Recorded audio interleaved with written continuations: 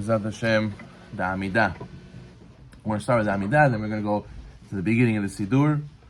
Hopefully, yakte, we'll go through the words. We'll see how much meaning there is behind it. It's like a stone, you overturn, you don't realize how much is under. So, it says in the beginning of the Siddur, right, the Rizal says you have to say, Hareini mekabel alai mitzat haseh shel aftarecha kamocha. You have to say, I accept upon myself to love every Jew, and to fulfill the mitzvah of loving my neighbor like I love myself. You have to say, I love every Jew like my soul and my being. I am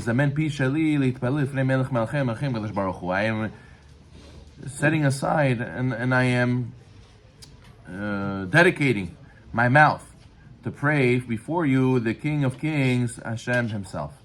So the Rizal says you have to, before you start your prayers, you have to accept upon yourself.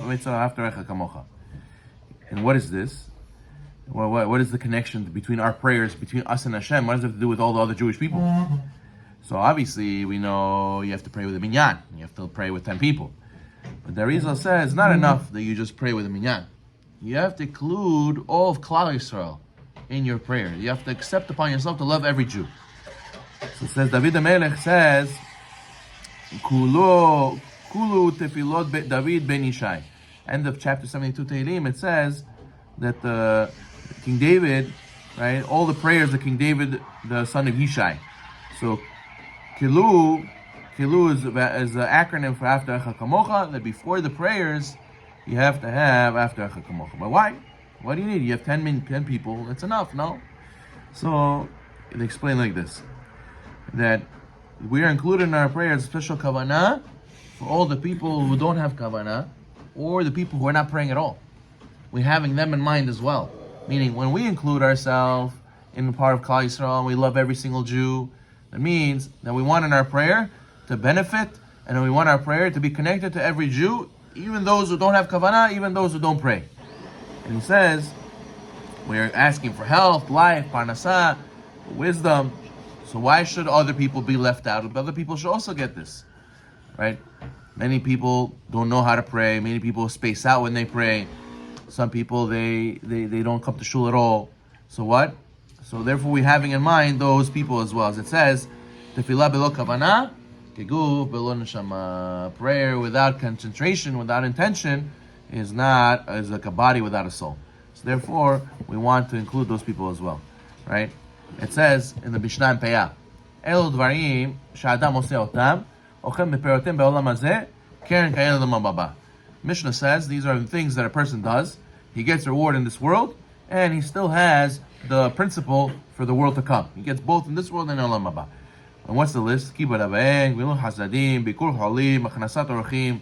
Okay, visiting the sick, doing chesed, respect your father and mother. I understand this is all between us and other people. All of a sudden, smack in the middle of here, before Shalom ben Adam lechavero, ben ish leishto, making peace between a friend and his friend, between a man and his wife. Over there in the middle, Ashkamat Beit Knesset, coming early to shul. What in the world does coming early to shul have to do with anything with the other mitzvot that's in this list? Everything in this list is chesed between two people and another person. Why is coming to shul one of the things that you get a reward in here, this world, and the world olam haba, and a reward in olam haba? Why? So you have to understand that when you pray, you're not praying just for yourself. You're praying for all Am Yisrael. You're praying for your relative also that doesn't come to shul. Because you said, Hareini, I accept upon myself after Kamocha, now I'm including every Jew in my prayer as well. That they should get dividends as well. And that's a chesed. That's a chesed to another Jew. Therefore, that's why it's in this list in Mishnah Masechet Peyah. So therefore, a person has to know that this is something important to think about and to have in mind as well when you're praying for yourself. Don't just pray yourself. Pray for all Am Yisrael as well. So, what's the beginning of the Amidah? The beginning of the Amidah starts with Amonai Sefatai Tiftah. Okay, so the sages instituted, you have to say Amonai Sefatai Tiftah, and you have to say You L'Ratzon V'Yifig Yom Mitzvah Goali at the end of the Amidah, right? So why did he institute? You have to say Amonai Sefatai Tiftah. So he says like this, right? He says that we're asking Hashem, Amonai, open my lips, right? Amonai, Satai Tiftah, open my lips, Amonai. Ufi Yagidi Yadecha, my mouth should say your praise. So, why do you need to ask Hashem to help you? You're praying right now. Why are you asking Hashem to help you pray? So they say that if a person realizes who he's standing in front of, who are you standing in front of? Melech Malchei Melachim, standing in front of the King of the Kings. Imagine you were standing in front of Putin right now, and what would you do? You'd be like this, Shalom, how are you? Right? And you would be so scared to say something wrong, because he goes like this. That's it. That means you're dead. That's it. They send you to the gulag and you're dead. They're toast. They kill you in 1 second. And what? So you're so nervous, you don't even know what to say. You're like, no words. So therefore, since a person really is supposed to come to pray to Hashem with that dread, obviously Hashem is our Father, our King, but He's also a King, so He has to know our life is in the balance, everything is up to Him. So therefore we have such a dread, you're really supposed to ask Hashem for help to say the words, because really we're supposed to be like, what am I supposed to say? How can I speak in front of Hashem? So therefore the first thing you ask, Hashem, open my mouth and allow me to say the proper praise to you. But then, the question is, why do we start with Amonai? Why not a different name of Hashem? Why Amonai? So he says that just like a person, right, he has to, Kabbalistically we know that Aleph, and then a Dalet, and then a Nun, and then a Yod, right? The gematria is what? How much is Aleph, Dalet, and then a Nun and a Yod?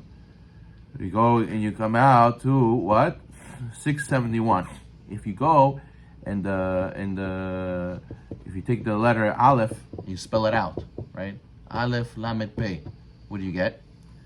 Lamed is 30. Pei is 80. Well, Aleph is 111. Do the next letter. You have Dalet. How do you spell Dalet? Dalet, Lamed, Taf. Taf is 400. Lamed is 30. Dalet is 434. Nun is 106. Because Nun, Vav Nun. Nun is 50. Another Nun, 56 is 106. Yod is 20. Because Yod is Yud Vav Dalet. Vav Dalet is 6 and 4. And then Yod is 10, so 20. Altogether, 671. What's 671? Says the Arizal. It's Gematria Tar'ah. Tar'ah in Aramaic means gate. To open the gate, you need to say Amonai. You need to say this name of Hashem, which represents the Shekhinah in this world. Meaning, we're coming on what we explained one time. The prayers start from Asiyah, Olam Asiyah, and you have to go all the way to Olam Atzilut.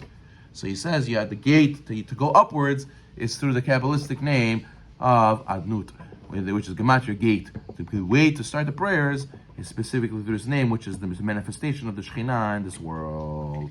What's the first word in the Amidah? Is Baruch. What does Baruch mean? Big mistake. People think, blessed are you. It's not blessed are you, Hashem. We're not blessing you. You don't need our blessing. Baruch means you are blessed, Hashem. Meaning, blessed are you. The translation in Siddur says, blessed are you means, Hashem, you're already blessed. You have everything. And that's why we're coming to you.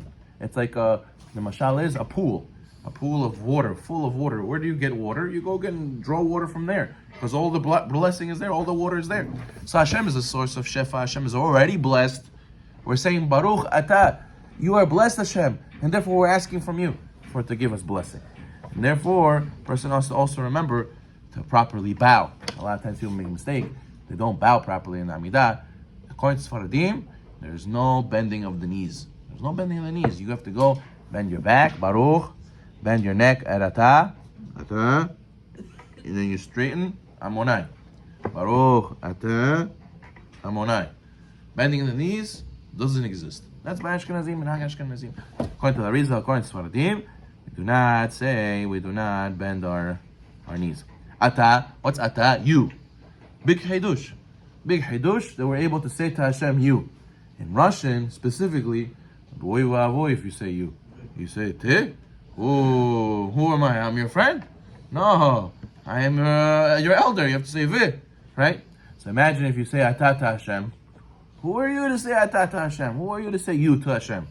So therefore, question is, if a rabbi, imagine how you speak to a rabbi. Would the rabbi like a drink? Would the rabbi like a ride home? You speak to the rabbi in third person. Why you speak to Hashem in first person? What about third person? The reason is because even though Hashem is our king and our whole life is in a balance in front of him, the sages don't want us to forget he's our tata, he's our Abba, he's Avinu Malkeinu.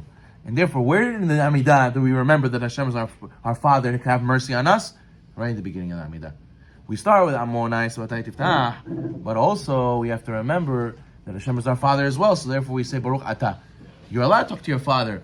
Your Father says to you, "No, tell me what you want. Tell me what you need. Tell me. Talk straight." So therefore, a person has to know. That's why we say Atah. Also, why do we say Atah?